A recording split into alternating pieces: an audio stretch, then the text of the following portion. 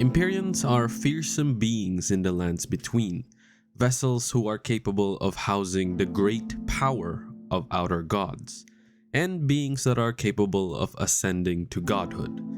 But among all the Empyreans, one stands above the rest: Queen Marika. She is a very intriguing Empyrean in the lands between, as she may be one that was a product of sainthood via the jar method made by the Hornsent.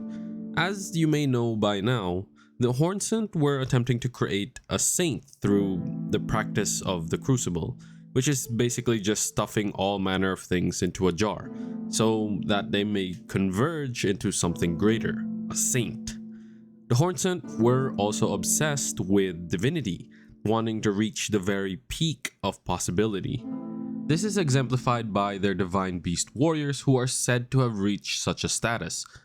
I would go as far as to say they probably thought these warriors as demigods, in a way, and they do certainly appear to wield power like that. I mean, the first time you see one, he just calls thunder from the sky like it was nothing, and he flies. Or hovers at least.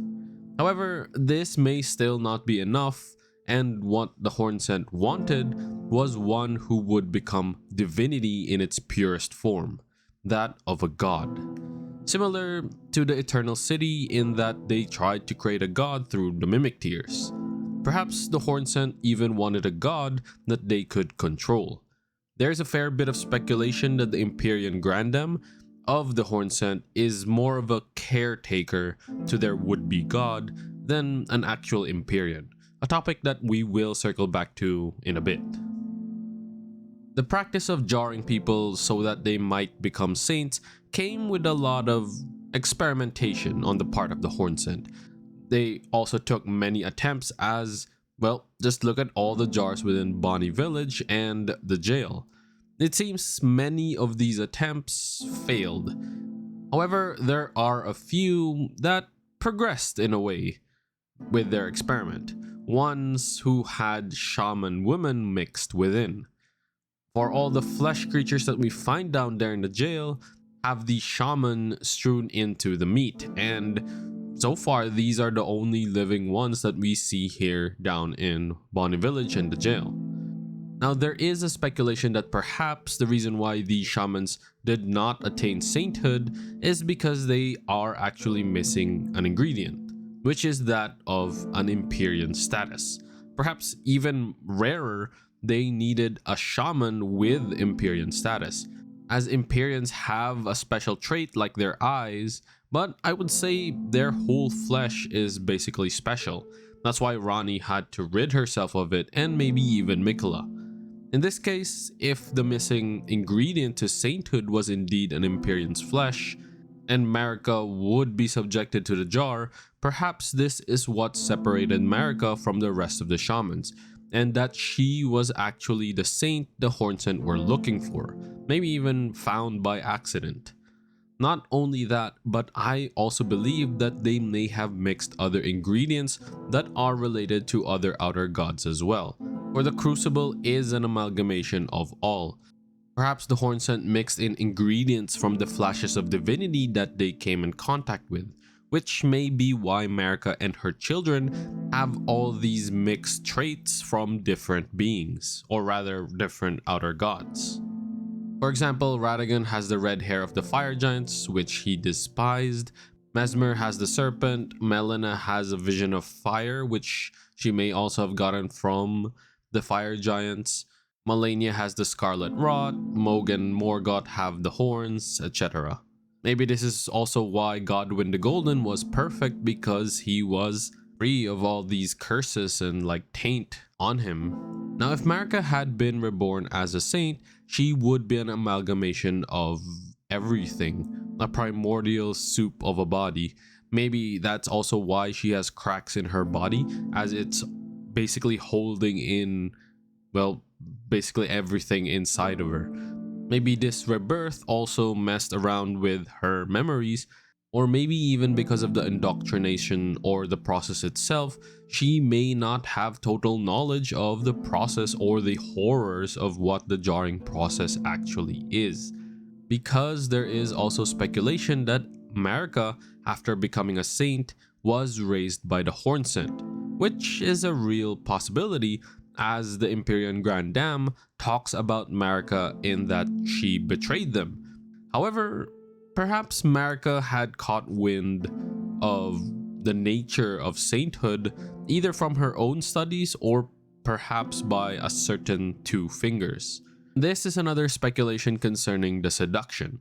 While it is very likely that the seduction may be pertaining to Godfrey, I think this might have been twofold. She seduced Godfrey, yes, but the two fingers also seduced Marika for the greater will. Hear me out. I think Marika had ascended to godhood without committing any atrocities yet. No wars with the Hornsent and no battles. She simply didn't have the forces yet. The Hornsent were a powerful race. They had divine beast warriors, powerful regular warriors, and even a fortress that's, well, floating in the sky. I think someone as cunning as Marika wouldn't leave it to chance, even knowing how powerful Godfrey is. At the time, he still would have been a normal, albeit powerful warrior.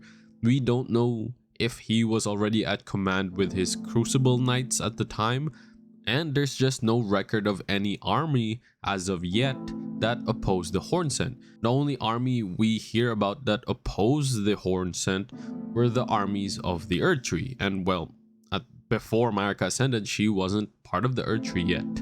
And remember that she gave Mesmer the order to obliterate the Hornsent, which happens much later down the line. If she already had the means to eradicate the Hornsent much earlier, I think she would have.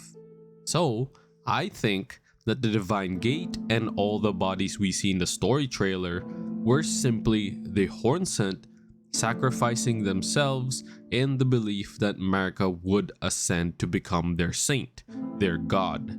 I mean, if you look at the tower itself, you'll see similar bodies that were in the Divine Gate.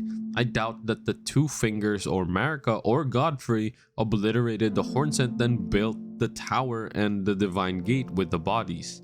Or even that there was just a giant battle up there in the Divine Gate and Godfrey and his warriors somehow just massacred all the Hornsent and built them on top of each other to create the Divine Gate. No, I believe that the Hornsent did it on their own volition. I believe that after Marika had attained sainthood, she was indoctrinated into the Hornsent, taught their culture, their ways, and when they felt she was ready, many of them sacrificed themselves to build the Divine Gate to see Marika ascend and become the divine that they were looking for. But when the time had come for her to do so, she betrayed them and created the Golden Order instead. And maybe even split with Radagon at this point. She raised the Erd Tree and the Shadow Tree over the Great Tree and ascended Godfrey as her Elden Lord, as well as taking the Elden Ring within her. The Erd Tree sap had flowed and she gave some to Godfrey as well. With Godfrey now as Elden Lord and the Hornsent's populace diminished, with the creation of the Divine Gate, they wouldn't be able to oppose Marika openly. While the Golden Order still would be beset on all sides at the start, Radagon, Godfrey, maybe even Malekith, as well as the new power that Two Fingers would have gained and all the new followers the Order would garner through the grace of gold, would be able to stand against it all, eventually gaining allies through the Carrion Royals as well, and eventually succeeding to usurp the Crucible in the lands between. The Golden Order would rise, and soon the Hornsent would be sentenced to oblivion once Marika had Mesmer and the forces available to stand against them. The war against the Hornsent would begin, and eventually they would attempt to curse Marika with an omen to her children, and perhaps maybe Godwyn the Golden was the exception to this, which is why perhaps his death would trigger Marika. And as you know, Ronnie would eventually do the Knight of the Black Knives and eliminate Godwyn the Golden, which would trigger Marika, and well, the rest of the game happens after the shattering. But that's it. What do you guys think? Do you think my theory is possible, or is it a little too far-fetched? Oh, also, if you want to learn more about the speculations regarding the sainthood and Marika being raised with the Hornsent, I recommend checking out Kitetales' video on it. A lot of the speculation I think originated from that, and her theory is actually really good on it. Link is in the description. But let me know what you guys think about Marika's rise to power in the comments down below. And as usual, thank you for watching.